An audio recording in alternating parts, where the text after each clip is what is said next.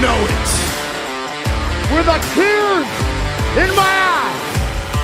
The cream of the crop. Acknowledge me.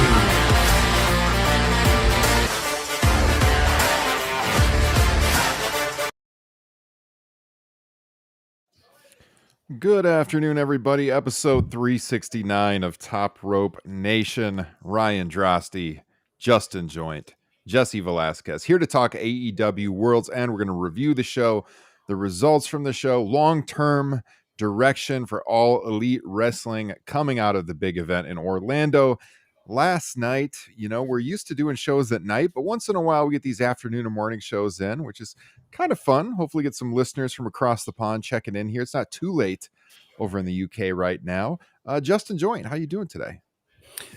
Pretty good outside of, the Top Rope Nation and Squared Circle Gazette derby was this morning with Tottenham facing Wolverhampton, and the Spurs shit the bed at the last minute. So that was not ideal, but pretty darn good besides from that.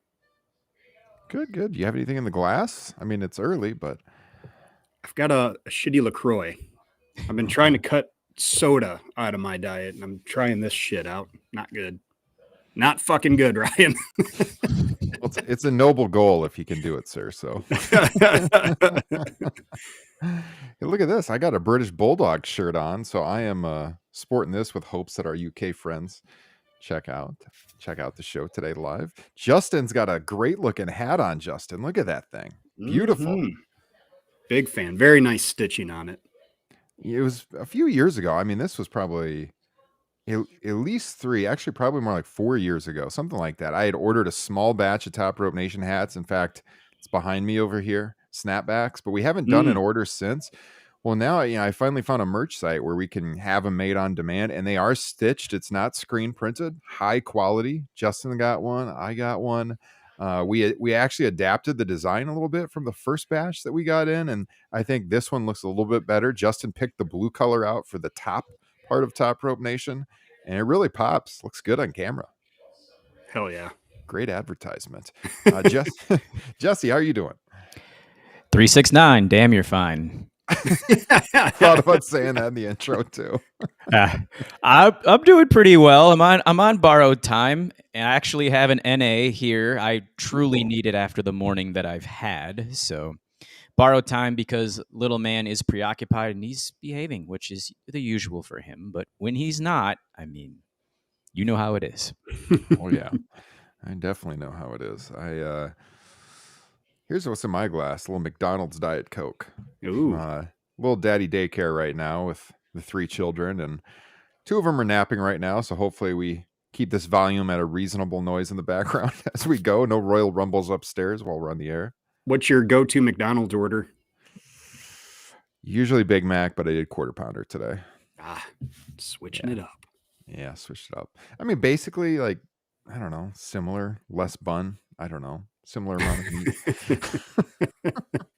Watching my calories, switch from the Big Mac to the quarter pounder. Very healthy. Very healthy indeed. I thought you're supposed to switch on January 1st, not December 29th. That's true. That's a myth in my world. Let's see who's checking in the chat. We got a few people right now. Sean is here. Good to see Sean. Happy New Year. Yes, indeed. Coming at you later this week with 2025. Yeah, it is. It's good to have the crew back because last week it was just Justin and Jesse. The week before that, was it just 2 of us? I can't even remember at this point. It was you, myself, Jay Schmitz, and Frank. That's right. So it's been a little while. Been a few weeks since us 3 were together. So yeah. And we see John Hope in the chat. Hope the TRN crew had a great Christmas. I did. You guys? Yeah, no complaints. The kids are happy. That's all that matters. Very nice. That is exactly all that matters. I'm legit looking at his 2 best presents right now in front of me. That's 2 giant Hot Wheels tracks. Oh, nice. Nice. Very good. Any wrestling gifts before we get into AEW here? I'm still waiting on the figures I ordered back in like October or something. They're supposed to be delivered mid-December, and it got pushed back to January, maybe. So he would have gotten some figurines, but not so much. I got one of my daughters a Britt Baker figure. That's my oldest. She really likes her. My middle child got a Tiffany Stratton figure. She Oh. loves Tiffy time. And my youngest got a Bret Hart figure. She loves Bret Hart. What can I say? Oh, yeah. Great father here. So Save the best for last. that's right. That's right. Guys, let us know your grade for AEW Worlds End as we get into talking about this show. As always, I do want to say really quickly, if you're not already subscribed to this channel, or if you haven't hit the thumbs up button, please do so. It will help us out a lot in that YouTube algorithm. If you're on the podcast feed, drop us the 5-star review. Spotify, Apple, all that stuff helps. You can find the link to our Patreon page here in broadcast description. Patreon is the best way to support Top Rope Nation. You can get bonus podcasts. We're closing in on 170 bonus shows behind the Patreon wall. Sign up for $5, gets you access. Try it out for a month, cancel if you don't like it, but you'll get full access with that 1 month $5 joining. And you can hear the latest edition of Top Rope Nation Classics, which recently released in podcast form, also in video form, with Kyle Ross making his return for TRN Classics as we reviewed Survivor Series 92. So if you want to hear Kyle back on the airways with Justin and myself, you can find that on Patreon. Jesse's got another episode of Top Rope Nation Unplugged dropping for patrons probably later this week as well. So new content going up all the time. In fact, there was a TRN extra last night around midnight after I got done on Bleacher Report with my instant reactions to World's End, about a 34-minute podcast that patrons only got access to last night. That usually happens the night of the pay-per-view. So if you want access to that, again, patreon.com/Top Rope Nation. Justin Joint, give me your grade, A through F, AEW World's End. It's tough with AEW these days because like you almost are always grading it against their previous pay-per-views, which isn't always fair, especially with the high quality that AEW tends to put out in their pay-per-views. This one, World's End, had a match of the year candidate. It had Kenny Omega return. It had Adam Copeland returned. It had, 3 solid, 4-star matches on it. But it still felt like there was something missing coming out of the show. But I'd still go B plus. I mean, it hits a lot of the check marks that we're looking for from pay-per-view. So just kind of in a vacuum by itself, I was pretty entertained from start to finish. All right, Jesse, you? So I've only caught 50%. It was the back half. I have read about the first half. So I'm going to try to accumulate it all together. B plus is what it sounds like for me right now. I felt that if the very end of the show had landed for me, I would have probably thrown it in the A minus category. Oh, okay. And I'll get into that a little bit later. But the second half that I saw was very, very impressed, especially with Mercedes and Statlander, which with that one, Ospreay and Okada, those are my 2 favorites that I've seen so far. Mm-hmm. All right. Well, I'll give you my grade in a second. Let's hit some of these chats right now. Sean checking in, who was on PW Torch with Frank. You guys check that out. I saw the link was posted in the Facebook group this morning. But yeah, Sean said B minus on the show. He said, and with the super chat, thank you, Sean. He said, honestly, thought Fletcher should have won the Continental Classic. Yeah, we'll get into that discussion for sure, because I've seen a lot of dialogue and back and forth on social media this morning about that result. And, with Ospreay not winning, whether Okada was the right decision or not, I'm sure we are going to hit that. I think there's definitely an argument to be made for that. I think one of the problems was the way that the bracket turned out, though, and who he had to face to get to the finals and the prior match and everything. So we'll get to that in a little bit. But yeah, I'm not totally opposed to that idea. John Hope, B plus for me, 3 incredible matches, but a couple of matches stopped from being top tier. I'm going to be the highest, I guess. I'm going A minus on this one. Oh, all right. Yeah, just because, I like it. Like you said, Justin, there was a match of the year contender, and I always say that I'll only go A if there's a match of the year contender. This show had it. In fact, this show had 2 really, really highly. I mean, I haven't done my grades yet that I'll post on Patreon, but for sure 2 matches over 4 stars on it. I kind of feel like and I was on Blue Sky skeeting about this morning. I feel that AEW is held to like such higher standards than WWE, and it's kind of ridiculous. Like AEW is expected to be flawless, to get that A rating. If a WWE show had 2 matches as good as those Ospreay matches last night, everybody would be giving it an A, right? That's a great point. I mean, I can't remember the last two big returns. 100%. And 2 big returns. Yeah. So, I mean, it also had the moments on top of the matches. Were there some matches that were just average? Absolutely. And I know people are kind of split on how the show ended and everything. But like, yeah, I mean, if we're being fair here, if this is WWE and they have 2 4+ star matches, which I can't remember the last time a WWE pay-per-view had 2 matches that I would rate over 4 stars. I feel like it's been a while. I mean, that's an A show 100%. So it feels like AEW all the time has to be flawless.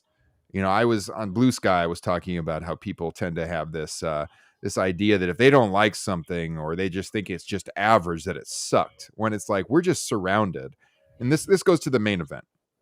I thought the main event was fine. It was not a bad match. It wasn't like an outstanding great match of the year contender or anything, but I think it was kind of what everyone expected going in. It wasn't a bad match. So if you say the main event sucked, I'm like, it's hard for me to take you seriously. I'm sorry. And that's just to my point that there is so much great wrestling out there today that when people see something that, especially on AEW, that's not like a 4+ star match, they're like, oh, that was terrible. When in fact, it was a good match. We just have really, really high standards for AEW. I was talking about this with our friend Jay, who was on the show a couple of weeks ago last night, and when our kids were hanging out, and he said that, with the attendance factor, with WWE running a house show in Orlando the same night that AEW has a pay-per-view in Orlando, although they're not worried about AEW, of course not. They just happened to schedule it, the same night. And they just happened to release that old ECW show with RVD and Kurt Angle that everyone wants to see on YouTube at the same time, whatever. There's nothing to do with AEW.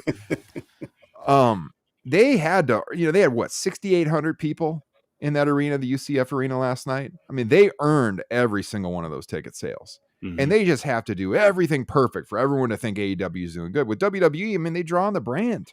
It's a hot brand right now. It's a legacy brand. And I don't know how many tickets they sold. 10,000 for that house show, something like that. A lot. A bigger venue, bigger arena. AEW pretty much filled up what they had for sale in the smaller venue. But I mean, they just have these heightened expectations, to my original point, and it's really hard to live up to that. So I'm pretty confident in giving this an A-. I think that's where I'm at on it.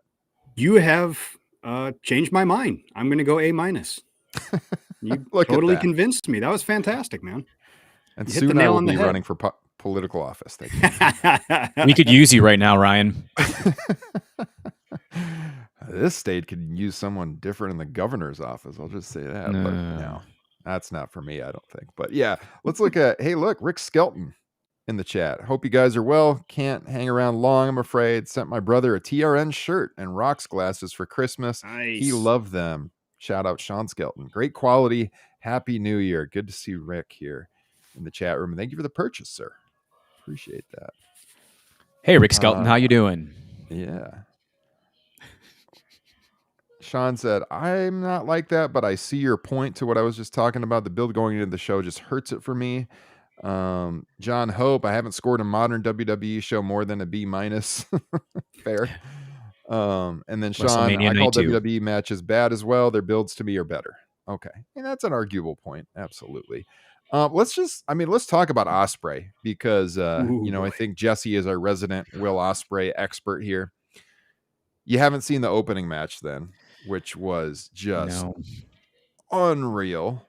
I mean, imagine opening a show with all that blood, with Kyle Fletcher and Will Ospreay out there again. And they put on like a 4+ star match yet again. And then everyone else, Justin, on this show has to follow that. Yeah. I mean, how are you feeling if you're Okada and Ricochet going out there right after these guys? Well, I think there's a reason that, their match was a lot shorter than the opener. Yeah. It's just an impossible task. But I do think that was the the right order in which to do it. Yeah. Recently, I was going to say they've actually been putting the second match on the card as like the hot one. They'll put one that's pretty much worthy of being the opener, but then they'll follow up with one that just destroys that one and they just keep going. So, but I think, you can't really argue starting with the best wrestler in the world. Yeah. Ever to open a show. It is, especially if he's not going to close it, and for how long that is remains to be seen. Yeah. So when you look at those two in tandem, you got Ricochet, Okada. I didn't too much have a problem with the route they went with the winners here, with Okada and Ospreay winning and getting that great match later in the semi-main spot. I do want to say that Ricochet's heel turn I have really enjoyed. Him up at the Hammerstein, getting all that heat and the toilet paper thrown at him and stuff on TV recently was outstanding stuff. I think it's freshened him up a lot. You've got, when he first came in, he still kind of had the WWE paint on him, like he just felt pretty much like the same thing he was in WWE. But the longer he's been in AEW now, a couple of months, he started kind of regain a little bit of the indie Ricochet. Like that first Ospreay match he had did not live up to our hype at all. And then when they ran it back, it was better the second time at Hammerstein for sure. And he's kind of growing into this new heel role. Do you guys like heel Ricochet? This is easily the most interested I've been in Ricochet in years, probably since he first got to NXT.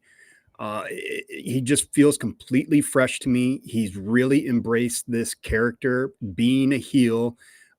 He's actually surprisingly really good at wrestling as a heel, being that he's never really had to before. And then also I've seen people online like trying to say that AEW is burying him with all this toilet paper stuff, especially on this pay-per-view with Swerve. And it's like, I couldn't disagree more. Ricochet's just his reactions to it all and his crowd participation are just both amazing. And it's just, he's more interesting. And the toilet paper thing is actually a fun little unique gimmick that's just all for him now. And I'm really excited to see what he's going to do going forward. And that's something I would not have said about Ricochet since, like I said, his NXT run. He's a heel Carlton Banks. If you're a Fresh Prince of Bel-Air fan, you can totally see it in the mannerisms and just how he carries himself. He's got a little, like I said, he's flicking off crowds and just kind of shucks, just in a nerdy way. It's hitting for me for sure. One thing I'll say though is, and I'm going to apologize to Trevor Mann, aka Ricochet, right now, and they're calling him Trevor, by the way, for whatever reason I don't know, in kayfabe. I apologize to him for saying that at Wrestle Dream he peaked in that triple threat match in AEW. I said he had nowhere to go but down. And he's reinvented his character, and it's going to be exciting to see where he lands from here. I mean, obviously, we're looking at a feud with Swerve Strickland. That could tie into the Hurt Syndicate. Yes. So lots of ways to go for Ricochet. Yeah, great point. We got Tiger Rick, Mr. Skelton himself, checking in the chat again. He says, Hammerstein was a triumph. Hope they go back every year. Yeah, I think they should go multiple times a year. Yeah. At least every 6 months. You can make the argument even more than that. I mean, that is what we have been preaching on the show for a long time. Run these smaller, unique venues. They're going to start doing that now, which I think is a really good idea. And yeah, the show it felt so cool to see that event in that legendary venue. I know it was a really good experience for the fans. Our friend Andrew Zarian was there. I was talking to him about it too. And his only concern was that he was surprised they didn't put a few more rows of seats in there, because if you look at the old ECW shows, they packed way more people on the floor than they had there. And they could have sold more tickets. I think, they filled up everything that they put on sale. So maybe next time they'll put a few more tickets for sale. But yeah, it was great venue. Really like what they're doing with Ricochet. Two outstanding matches, 16-20 in the opener, I believe, about 13 minutes in the second one. So you get Okada and Ospreay later in the night in the semi-main, and they ended up going just a hair under 20 minutes. And I mean, you got Ospreay out there with a huge bandage on his head just from bleeding earlier. At one point in time, you had Okada take that off, and he wore it like an armband. You have, of course, Ospreay working from underneath most of the match, a slower pace than what we saw earlier. Since you did see this one, Jesse, give me your thoughts on that one. My first initial thoughts were, why didn't Will take a shower? Because that doesn't look cool. He looked like he had just gotten into a back alley scrap and just walked to the ring. He sold it even when he was going through his music, trying to climb the ropes. It took him some energy to muster up. He couldn't even throw his hands up in the air. So maybe he oversold it. But Yes. Watching Ospreay and Okada wrestle earlier, that's what I was looking down at. Some of my notes from earlier in the year, Battle in the Valley, I believe it was one of Ospreay's last New Japan matches.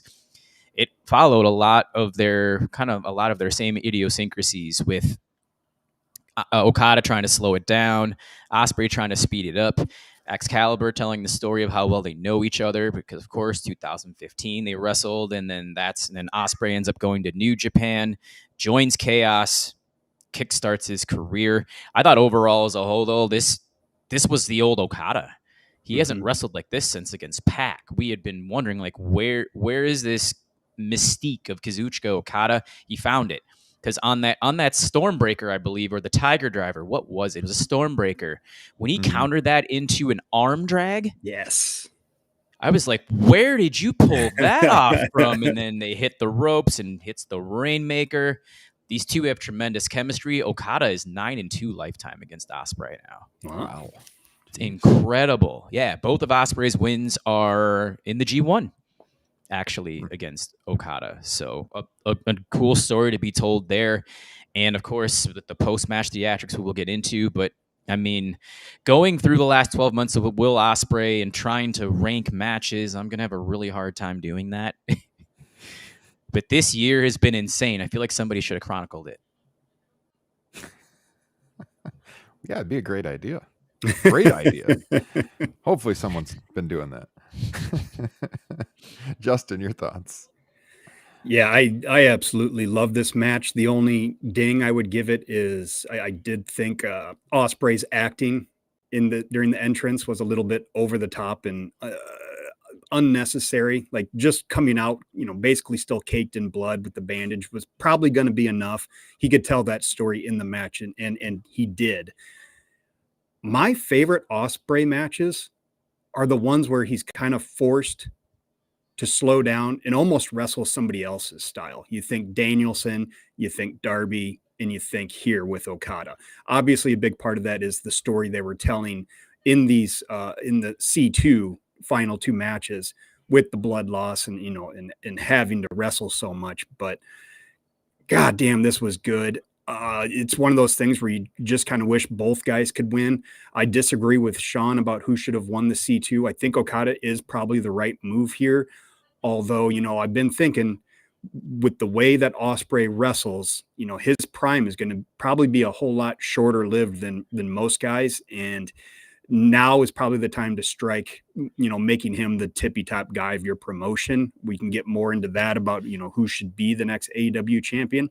But they need to speed that up. Don't waste this guy's prime because he's special. And Okada has never felt more important than he does right now, to me anyways. Obviously, he's a huge deal with New Japan, but, I'm sure he came over for big bucks. He got a big contract, and that's why you go with him now instead of Kyle Fletcher. You have all the time in the world. You've got, probably 1 or 2 years to truly build Kyle into a main event guy. He's not there yet. One awesome match with Will Ospreay ain't going to do it. Now they've had 2. Keep going with it. This is a great feud that can carry your company for a while. But Okada makes the big bucks. He's the big name, and you need to do something special with him. And it makes the Continental title feel all that much more important. You think about the lineage that's already looking to have with Kingston and then Okada. So yeah, man, I just absolutely loved it. The Continental Classic, absolute smash this year. Possibly, oh boy, I don't know, compared to last year, I'm gonna have to give that one some more thought if I liked it better or not. But holy shit, yeah, this match freaking ruled. Yeah, I mean, I'm kind of there with you as far as Kyle Fletcher. You can make the argument, but the way that the brackets lined up, you just couldn't have Ospreay lose to him again. Mm-hmm. And I have kind of the same thought that you got to, Justin. I see John's talking about this in the chat too. I think the time is now to put Ospreay in that world title picture. I just don't really think the Moxley title reign is working at all. And I think you go in a new direction.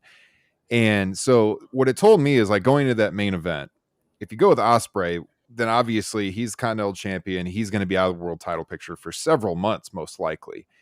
If you're planning on having him go into the world title scene, then he should lose here. And then you have Okada, doing the Continental thing, but then he's also set up as an eventual challenger to Ospreay, which is a big money match. In the rematch, Fletcher, also a good match as a rematch. He can claim to get a world title shot if Ospreay has the belt, since he's beat him before. So you got that all set up for you. And then obviously, I mean, the big thing that we haven't talked about is Kenny Omega's return. So with Kenny Omega returning, you kind of had to have Okada win to set up what we saw the visual of here, which I'm going to put up on the screen right there. I mean, this was very intentional, the way that they shot this. Omega face to face with Okada with the all-in backdrop or poster, hanging from the rafters behind them. That is 1000% intentional. I had some tool on Blue Sky earlier today who quote tweeted me on that and was like, "Oh, this isn't an intentional. Wrestling fans are dumb." I'm like, dude, this is like filmmaking 101. They for sure set that up. They didn't just shoot that from that angle like that just because. They're clearly teasing that match for a stadium show because these guys have had multiple match of the year contenders and winners in the past. I don't know how the hell they're going to live up to what they've done in the past. Yeah. But you're looking to sell tickets to the stadium show at All In Texas. I mean, that's a match that will interest people, that will have people driving or flying long distances. So you kind of have to have Okada win just to set that up when Kenny Omega came back. And man, I am so pumped that Kenny Omega is back. This has been one of those things where AEW has been going through these lulls, that they've been missing, is one of the founding fathers of AEW, one of the biggest stars, one of the best world champions in the company's history, finally going to be back in the mix after all of the injuries and everything. He's going to return at Wrestle Dynasty at the Tokyo Dome next weekend, but then he's going to be back in AEW. And that is a huge, huge shot in the arm from this promotion. They have really, at different times in their history, really been snake bitten with injuries, whether it was Punk when he was there, Omega for sure, and now getting Omega back. Justin, this is huge. Yeah, couldn't agree more. And the exciting thing is, where do we go from here? Because they teased that. I agree with you. That was totally intentional. But that's 7 months away. What are we going to see, from Omega until then? What's he going to be up to once, the Wrestle Dynasty match is done and he's back in AEW full time? What's he going to look like ring rust wise, injuries wise? Has he been through too much at this point? It's going to be fascinating to see. And it just completely re-energizes the entire promotion. Yeah, he's a Lamborghini with about 160,000 miles on it. So tread lightly if you're going to, especially with his body. I think he went through so much in New Japan in the 2016, 17, and 18 range. So when he got here, he could wrestle less frequently, but he didn't really change his style too much. I think with Okada also, it's the same thing. He was just trying to take this year to transition in, hone it, slow everything down. Because as Justin mentioned about the Continental Championship, like I looked at that as the number 2 belt in the promotion when Kingston was defending it. Okada got it. I'm like, I'm excited for this now. And then the brakes just were completely hit on it all. So I think a couple more things. I'm very curious to see Omega Gabe Kidd just to see how much ring rust he truly has. That's going to be a very telltale sign. And we're also going to see the Young Bucks at that same event. So my assumption is when we see Omega, we see the Young Bucks. They're probably going to come back maybe in tandem here mid to late January and just see what type of wrinkle they're going to be thrown into. Do they get thrown headfirst into the Death Rider situation? Jury's out. Remains to be seen. Yeah. Well, I think this conversation naturally flows into the Death Rider stuff then in the world title picture. So we can talk about that next. The fatal 4-way match at the end of the show, having to follow this one here, which I mean, that's probably part of why people were negative on the main event is you gotta follow the return of Kenny Omega. You have to follow a match of the year contender in Ospreay and Okada. Obviously, like the result was probably not in doubt. Like maybe you could like slightly believe that Hangman had a shot, but Jay White, he had no shot. Orange Cassidy, they had no shot at winning the world title here. They're not going to end the reign of Jon Moxley. And I mean, the match was what I expected. I liked it better than your typical WWE 4-way. It was more chaotic. They fought into the crowd. Of course, you had the interference spots with the Death Riders. That's expected. So I mean, it was pretty much what I thought it was going to be. It wasn't like a great match, like I said earlier, but it was fine. It was passable. I think the bigger criticisms are the Death Riders storyline. Is that working for me? It's not working. It's just not clicking. Moxley being in the world champion. Is that working for you? As I said earlier, it's not working for me. I would pivot off of this. And I would have Ospreay be the guy to beat Jon Moxley, just because if you look at the baby faces who could beat him, it's Swerve. I think it's too soon to go back to Swerve. Mm-hmm. You could make the argument. You could even make the argument for Kenny Omega, depending on how he looks in a couple of months. But Ospreay, like he seems to be the guy right now. Hangman down the line, I want him to get it back. I don't think that's going to happen right now, just based on his storyline and all the demons he's dealing with and all of that. So to me, it's Will Ospreay. And I know part of this is they're debuting on Max here coming up at the turn of the year, and Moxley's a recognizable face, who people will recognize as a world champion. But on the flip side, and this is something I was talking with Andrew Zarian about from Mattman, our good friend of the pod. He was talking about like wrestling companies wanting to have world champions that look like superheroes. Like look at Cody. Mm-hmm. Looks like Homelander, right? Who made all the jokes over the years. Captain America, like whatever you want. He is that white meat baby face with the red, white, and blue and everything. Will Ospreay, when he has his entrance gear on, he looks like a superhero. I mean, I think he fits that mold. And, I've talked about it on the show so many times. I don't want to keep repeating myself, but I really do. I said this last night on the post show, believe that he is a guy with crossover appeal who you could interest new people to if you just showed them the moves, whether that is the reels and the TikToks and everything. But like, I talked about this on BR last night. Patrons have heard me say this. I'm going to say it one time here on the flagship. I showed my brother-in-law over Christmas clips of Will Ospreay. We were sitting on the couch at my parents' house.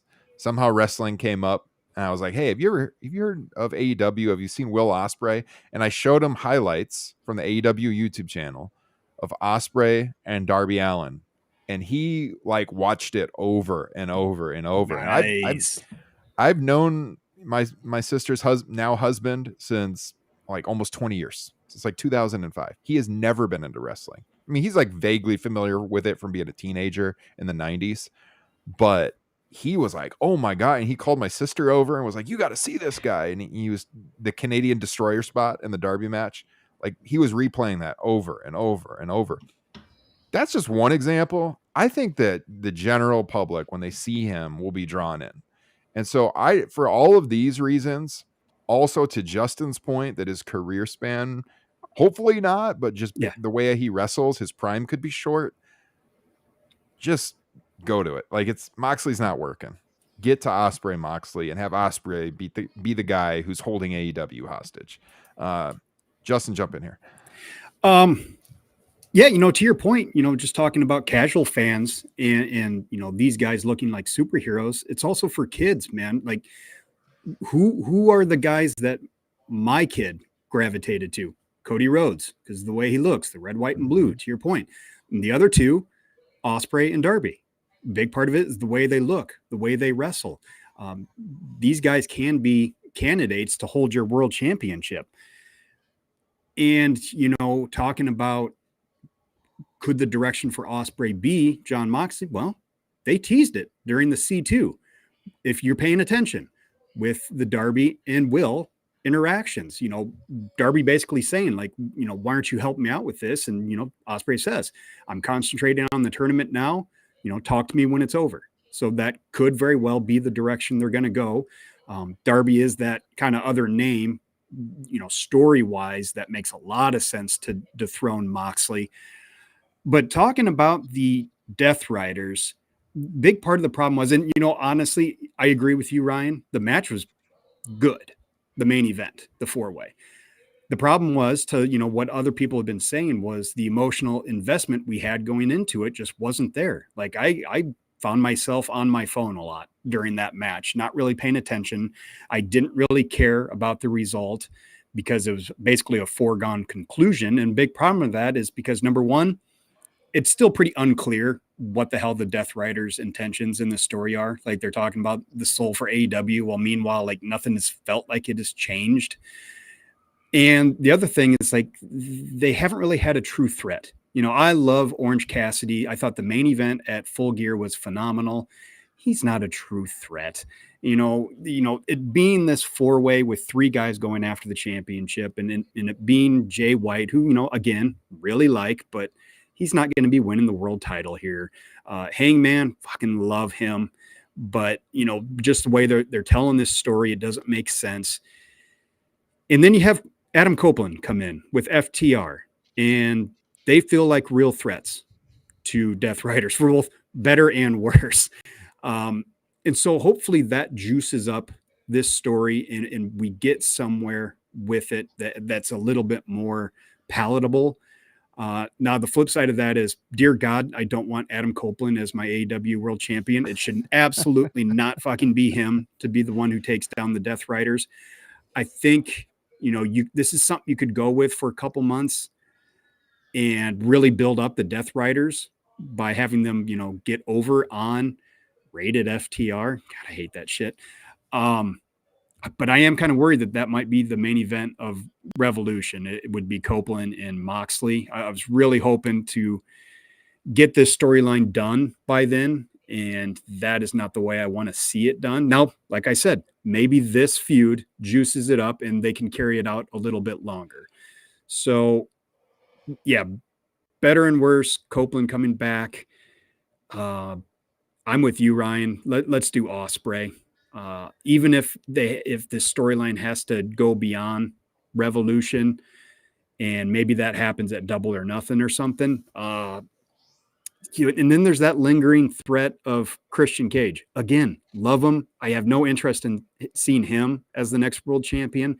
I saw a really funny comment talking about this main event match where, they were cutting to shots of Christian in the crowd, and they're also cutting to shots of Hook for some reason. And somebody brought up, that'd be like during that fatal 4-way match with Austin, Brett, Vader, and Undertaker. They'd be cutting to Headbanger Mosh in the crowd during that match.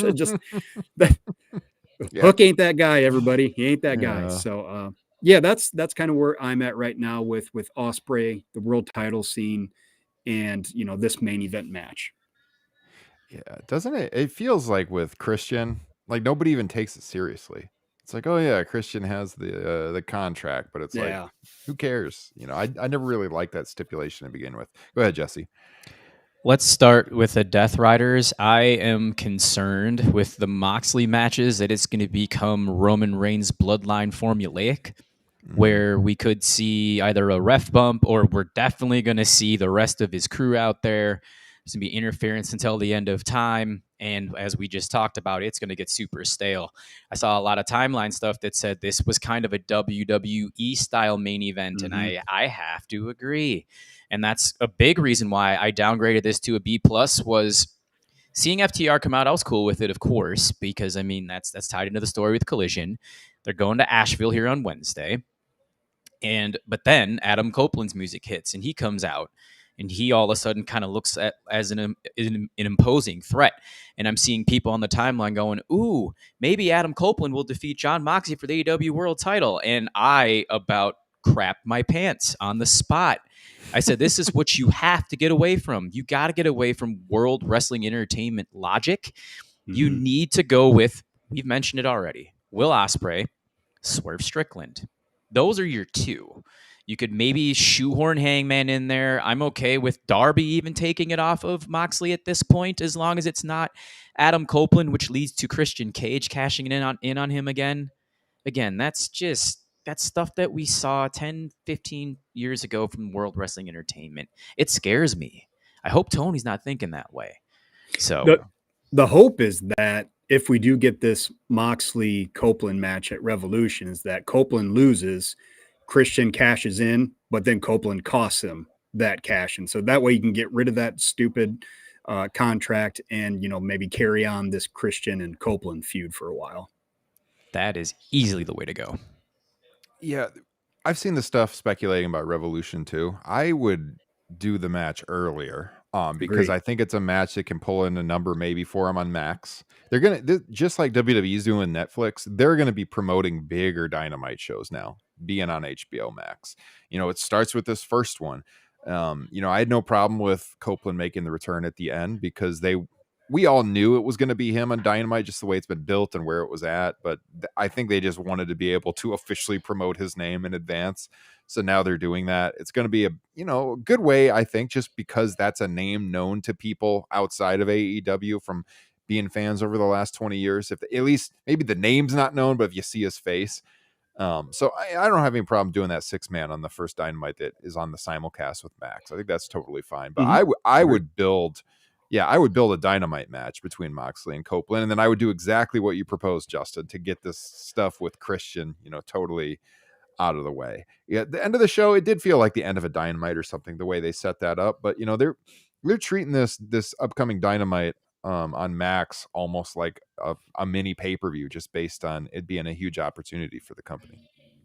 Yeah, I mean, it's going to be nice. Again, they'll be the first one to hit the streaming service first because WWE is going to follow in suit on Monday the 6th. We got that going. And then here's another point I wanted to hammer home with Copeland and Moxley. Just the whole reason why the Death Riders are doing what they're doing is they're trying to make AEW realize that like there's nobody even worthy of taking this championship. There's like everybody's just very egotistical. The one thing that has me concerned is that why do you have a guy who's only been in the company for a year, maybe two, who's in his 50s, defending AEW when it should be somebody from the core? Yep. FTR has only been gone. I mean, I think they showed up maybe a full year after, which I'm okay with that. That's cool. They can tie off with Wheeler, with Claudio, with Pac. Go ahead. Find somebody to trios with. But no, you need somebody who's homegrown, not somebody who, again, just came over and has been like trying to put his stake into the All Elite Wrestling post for whatever reason when he's been a World Wrestling Entertainment person for nearly 3 decades. Yeah. All good points. Like I said, I get it from a business advertising perspective. Logically, what you're saying is absolutely true. It shouldn't be these guys. It should be someone more from the core. And I think what we're building towards here is probably when the Bucks and Omega get back, and then that kind of being a whole thing. So we'll see. I wanted to talk about the Christian thing in conjunction with Adam Cole and MJF, because doesn't it kind of feel like Christian being the guy waiting in the wings with that contract and everything, that he's kind of taken MJF's spot in some ways, being that kind of smarmy heel near the top of the world title picture? Like there's only kind of room for one of those guys. And Christian's kind of been doing like what would be the MJF spot. And, MJF has been down in this feud with Adam Cole, and hopefully we're totally done with that now and we can move on, because I mean, this match, the match was fine, but like the story has been going on for like over a year, a long time, just because of the injury to Cole and everything. But like, I really, really hope that this was the end of all of this. Did you see this match, Jesse? No, I did not. Okay. What I'm hoping, I'll be quick. What I was hoping for was when MJF put the boots to Adam Cole at Double or Nothing and just left him in a heap and said, "You're not worthy, get out of my ring." I thought that was the end of it. Yeah. It wasn't. Would have been fine with me. Would have been fine with me. Then we might have even said that on the pod at the time. I can't remember, but like, there you go. Write it off. Let's move on. But instead, here we are. God, Justin, is this the end? It's got to be. I think they have to know that people aren't really interested in this story. It's funny if you look at Cage Match for the match ratings, that one is kind of by far the lowest, which says a lot because I don't think it really was the worst match on this card. It was a perfectly acceptable match. It's just, kind of to our point about people not being emotionally invested in the Death Riders angle right now. They're not emotionally invested in that story that should have taken place a year ago. So it's time to move on. I'm a little worried because this Undisputed Kingdom, just they're going to be like what the fourth tier of factions in this promotion. And I thought we were going to get a turn. I thought that's what they were teasing with, Kyle O'Reilly or Strong. And nope, they just reunited the Undisputed Kingdom. And poor Adam Copeland, to your point about like, should MJF be where Christian is? It's like, yeah, because that's how he's best suited. Well, unfortunately for Adam Cole, that's kind of also what he would be best suited for, is being in that position. But he's just right now not as good at it as MJF or Christian. Yeah. I was kind of hoping that the Undisputed Kingdom afterwards would like beat down Cole, and that would be his next feud. But yeah, agree. Yep. Nothing yet. I don't really have any deep thoughts on the match. It was fine. Maybe even a little long, about 15 minutes. Cole or MJF wins with the low blow, and the Heat Seeker retains the Dynamite Diamond ring. Again, give us something fresh now. Let's move on. So, I continue to really be impressed by Powerhouse Hobbs. I gotta say, as a guy who has clearly been putting in the work to improve his craft. We've talked about it on the show with him being like the one guy you see out there when you go to television tapings for months now, like watching every match of the show, usually sitting on a stool by the hard cam all by himself, like we saw at Collision, like we saw at Dynamite back in June. He's clearly been putting in the work, and man, he looked really good out there with Takeshita. I really enjoyed that match. I mean, I almost believe that maybe they'd even have him win. Yeah. I thought maybe like it was possible, but Takeshita retains, but it was a fun match, Justin. The thing that you can say about this match is that the crowd wasn't really into it, but both wrestlers pulled the crowd into it, and the crowd was invested by the end of it, because they, I think, started to believe that maybe Hobbs could do this too, even though it felt like Takeshita was, pretty easily going to win this. So, yeah, Hobbs is really good, man, and it'll be interesting to see where he goes from here, because that main event scene is loaded, and there's no way he's touching that. He's going to have some work cut out for him, especially just coming back and now losing to Takeshita. Where does he go from here? But yeah, I really dug this match. Again, it was one of those like, probably won't really remember it 6 months from now, but it's a solid, at least 3-star match, not maybe 3.5. And when you fill out your pay-per-views with those kind of matches, that ain't a bad thing.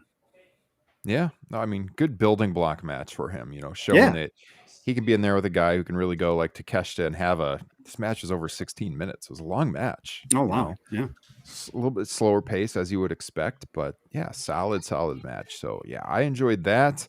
The two women's matches were different. I was looking at the cage match ratings here, and again, I haven't put out my ratings yet, but I actually disagree with the cage match ratings on this one. On cage match, Mercedes and Statlander is rated higher than Mariah May and Thunder Rosa. I actually enjoyed the Mariah May Rosa match more. Oh, wow. Okay. Yeah. I thought this was not as good as Full Gear. I mean, that was an outstanding match between Mercedes and Stat. This one got a little sloppy at the end when they went into all those like pinfall reversals and stuff. I thought the pin just kind of came out of nowhere, and it looked like they missed. I don't know if they messed something up, but it didn't flow very well. Didn't care for the finish. Thought it went a little bit long too. This was like a 24.5-minute long match, which I think was a little, and it was by far the longest match on the show. The next closest was 19 with Okada and Ospreay. 24.5. I thought it just lost something. It was still a good match. It just wasn't as good as their previous one. I thought Mariah May and Thunder Rosa was really fun. A different type of match with the weapons and everything, but like Mariah was super entertaining going over there to Thunder Rosa's father and getting the cane and everything and mocking him, and they've protected her really well, looking like this unstoppable force. And I guess we're just kind of waiting for the rematch with Tony down the line, which is probably months off still. But they've like I said, they've made her look dominant. I think the original expectation would be that they would do the match at the Australia show. We'll see if they get there in time. But I don't know, man. Maybe I need a rewatch. I was watching this with some at a friend's house at this point in time in the night. But in the moment, I actually enjoyed Mariah May and Thunder Rosa more. Yeah, you know what would have put it over the top is if, 'cause we got blood or kind of blood in the MJF and Adam Cole matches, that needed to be in the Mariah May and Thunder Rosa match. I think that would have really put it over the top. Thunder and Mariah suffered from, the outcome being inevitable, and perhaps the investment going in wasn't quite there either. Whereas with Statlander and Mercedes Moné, once again, I agree with you. The match at Full Gear was better. That match was epic because of what happened throughout the match. This one, you could tell they were trying to make an epic match. And the over 20 minutes was very purposeful. That was, I believe, the first time an AEW women's match has gone over 20 minutes. So it just felt a little forced, and you could feel that during the course of the match. Having said that, I still liked it. I would actually put Statlander and Mercedes just a hair over Thunder Rosa and Mariah May. I liked it just a bit more, probably because I was a little bit more invested in it. And I thought the outcome was a little bit more in question, because now Mercedes is up 2-0. Would they have just given the title to Statlander to even it up, especially considering the work she's been doing has just been tremendous. So, two absolutely rock solid women's matches on this card. Yeah, I'll rewatch, and my opinion might change on the rewatch because I wasn't paying super close attention, but as I was watching it, that was my initial reaction at least. So and I will say, I gasped twice during this show. The first was the last ride power bomb that Fletcher gave to Ospreay in the opening match. I was like, holy shit. It almost looked like Fletcher almost just broke Ospreay's neck. And then the second time was Mercedes with that belly to belly pile driver, the tombstone on the ring apron. I was like, oh my God, I think she just killed Statlander. That's one of those instances where screwing up a move and not really doing it correct actually makes it look more impactful. So yeah, just tremendous stuff. Go ahead, Jesse. Statlander's cradle pile driver, by the way, that put Cody Rhodes out of action for a couple of weeks. I mean, didn't get the job done to Mercedes Moné, though, did it? So, no, I like that match a lot. I'd say it was, probably maybe a quarter star less than their original Full Gear confrontation. These two have great chemistry together, and they had me fooled because I was thinking, because Chris has been working so well over the last few months, that I thought she was going to take the title from her on this night. But I guess, I mean, I have yet to see Mariah May or Thunder Rosa just yet. So when I get into that, I'll be paying pretty close attention. But yeah, as Justin said, first AEW women's match ever to go over 20 minutes. And they're doing it for a reason. They're really pushing Mercedes. She has been on a roll for the last few months. So she's going to try to carry that momentum into 2025 with a revamped women's division. So yeah, kudos to that match. And again, looking forward to seeing Mariah and Thunder later. Real quick, just talking about the time of matches and whatnot, into Ryan's original point about AEW, being graded on a scale. I saw people complain, it was only 3.5 hours. Like, what the hell happened? It's like, they ended it at 10:30 and it was early. It's like, what do you guys want from them? I don't get, otherwise you'd be complaining it went too long. It's like, oh fuck, every pay-per-view's got to go past 11 o'clock. It's like, shut the fuck up.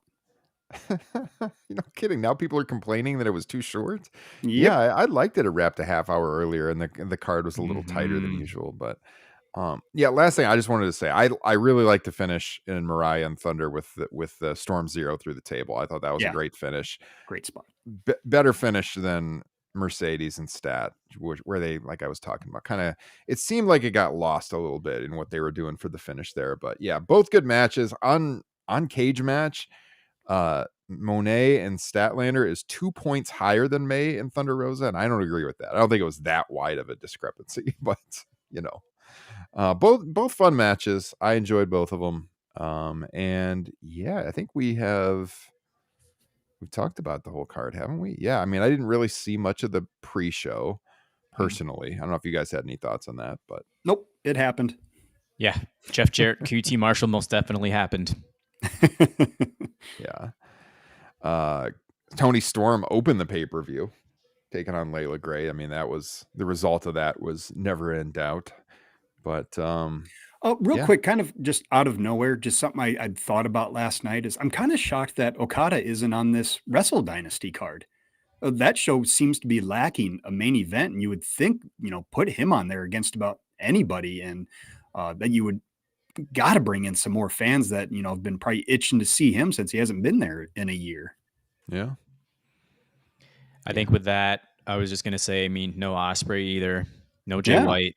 Not bringing any back of the old New Japan contingent, except for Omega and the Bucks. Ricochet too. Yeah. Well, maybe they asked Okada and he flipped them off. Just gave him a finger. And that was Right that. on. Said, bitch. Yeah. So yeah, that was World's End. It was again, it was a fun show. I think it was better than last year's World's End for sure. Mm-hmm. Yeah, fun night. And now we don't really know the details of what AEW pay-per-views are going to look like moving forward. They haven't, at least unless there was something this morning I missed, they haven't talked about exactly how that is going to work. They've been very cagey when people have asked about how is Max going to impact the pay-per-view pricing, because I'm sure if it's going to be cheaper, or if it's going to be included with Max, or there's going to be a small fee, they wanted to make sure people paid $50 for this one before they find out they're about to become cheaper. But yeah, I mean, I obviously want them to be cheaper, but I've never felt like I was ripped off buying an AEW pay-per-view. But moving to Max, this is going to be great. Just having the archive of all the television up on there and being able to easily go back and watch anything. I'm looking forward to January 1st and a whole new year of wrestling, a new year of Top Rope Nation, all kinds of stuff coming up. Yes, sir. Exciting times. Wrestling is pretty great right now all around. Yes. And we're going to have a Saturday night's main event again to talk about in January. We've got the Rumble coming up early February. So big things on the horizon. We've got our next Top Rope Nation Classics topic decided, which will drop in the next couple of weeks. That's going to be Starrcade 88. Ooh. So we go back in time to the 80s. Feels like it's been a while since we've done the 80s. Nice. So we'll be going back to Starrcade 88 on our next Top Rope Nation Classics. And you guys can join us for that by becoming a patron, or you can become a member here on our YouTube channel. It's a little cheaper. It's $2.99. You get access to the video versions of the Top Rope Nation Classics bonus shows. It's for some people more convenient to have the podcast version, which you get on Patreon, and also the video format, also the unplugs. You get more on Patreon. But if you just want the classic shows and you want to watch them on video, right there in your YouTube app, you can join for $2.99, become a channel member right here. Just go to our channel homepage and you should be able to join up. I believe the last 2 to 2.5 years of classic shows are there. Sometimes my instant reaction shows are posted here to YouTube. Like the one I did last night is here on the channel for members right now in video form. So you can check that out if you want. Some of Jesse's unplugged shows are here on the YouTube channel as well for members. So just another way that you guys can support what we do and get access to some of that bonus content if you so choose. Got some fun stuff coming down the pipeline. ECW 1995. Ooh. 30 years. And I've got the full month of January already covered. For those, Frank Pettiani, who's a friend of the show, he's going to be doing WWF and WCW 1995 on Pro Wrestling's Then and Now all year long. So we're going to be comparing notes. He's going to hop on a show with me because he's going to cover a couple of ECW shows with Todd Martin, who's a very acclaimed columnist over there too. So yeah, there's going to be a lot to look forward to. And then what's going to come down the pipeline here in 2025? A lot. Yeah. There you go. So things on the horizon. We'll be here with you guys in the new year. I don't know if there's going to be a flagship later this week.